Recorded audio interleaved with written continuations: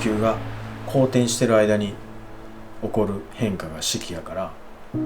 地球の公転が可視化されて見えるのが目で楽しんでる四季かなって。四季ってじゃあ目に映ってるあれはこの地球環境にある宇宙を表現したものが四季として現れて、そういうものに包まれてこの日本というポジションに生きてんのかなって。四季を学べるは宇宙を学べる、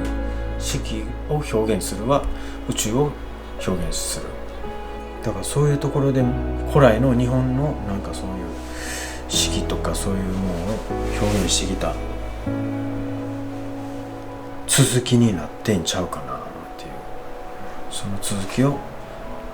美しいってどこで思うかっていうところの感じ方が日本人っていうのは、今の自分の言葉で言うたら地球人やよなって。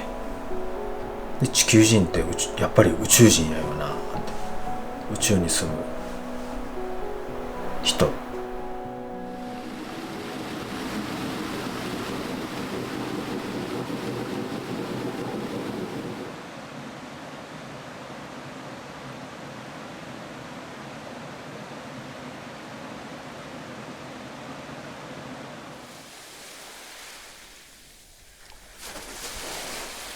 忍者ごっこ。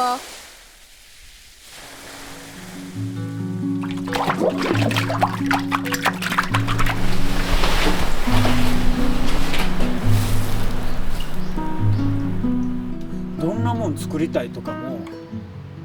ないのに、なんかもう溢れたやつを言葉にせんと、なんか色とか形でやりだしてたわけよね。でそのやるのに自分が思ってるいう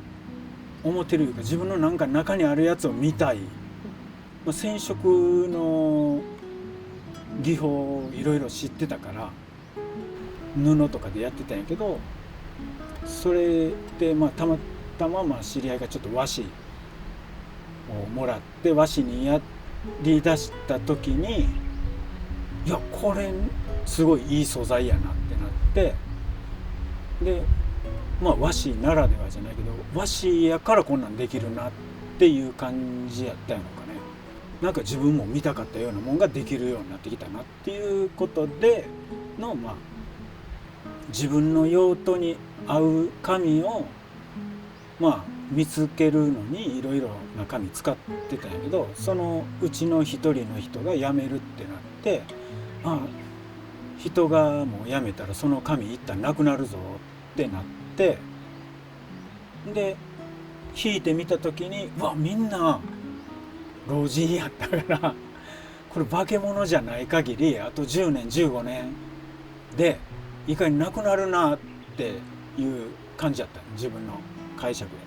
で。もうこれ自分でできるようになっとった方がええかなっていうきっかけはあったよね。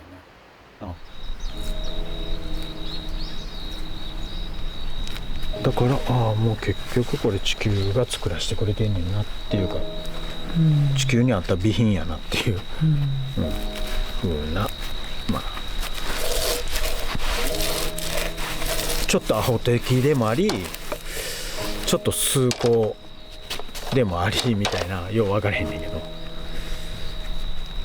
多分ちょっとアホ的な感じだと思うけど。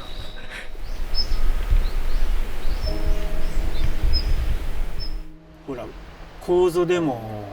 和紙作る言うても最初は楮の木から始まるやん。紙作りって日本の紙作り、楮、三つ股とか雁皮とかなんか種類はあるけど、自分のとこで言った楮っていう植物から始まるんやんか。ほんで、収穫は冬やぞと。とりあえず冬まで待とうかってなって、で冬の時期どんななったら刈るタイミングかなってなった時に、もう目安としては葉っぱが落ちきった時じゃろうなっっていう話になって、構造は季節に合わしとるなこれ。もっと気温が下がったりもっと冬が進んでいったら結局は葉っぱ落としよるよと、それもあってんねや。構造は季節に合わしとるんやっていうとこまで自分で自問自答でいけたけど、じゃあ構造が合わせてるその季節っていうのは何やって今度あまりに暇やからやっぱりまだもう一個出てきて、ってな冬いう季節は地球が太陽のこう周り回ってるとかいうその公転とかのことで起こる気温の変化とかを我々四季とか言うて、その変化で起こることやな。じゃあ俺の時間の今の使い方は構造に合わせてるけど、じゃあその構造は四季に合わせてるんやけど、その四季は地球の公転で、そっから先自分の知識では知らへんけど宇宙のリズムみたいなもんに構造を合わしとるんやな。葉っぱを落とすタイミングは植物を通して宇宙のリズムというか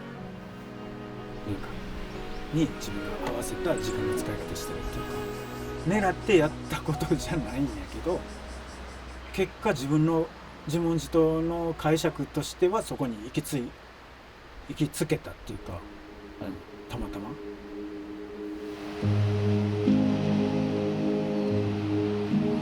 そっからまだその段階ではでもまだ材料としての紙やったんやけど、でそのうち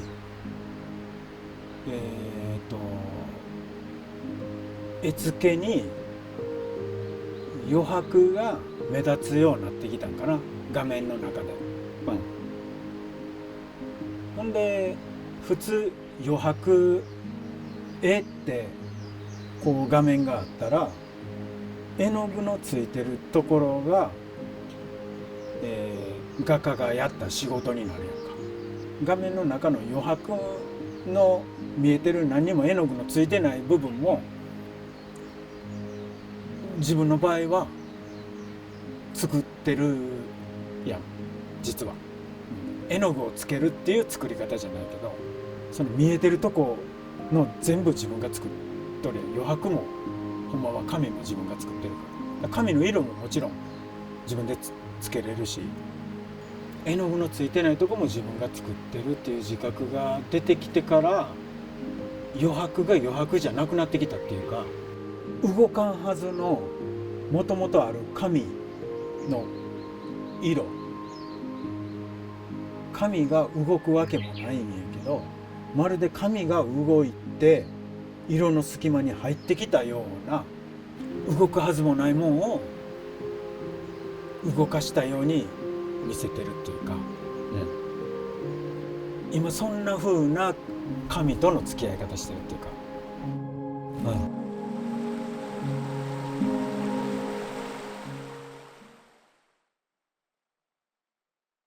忍者ごっこ。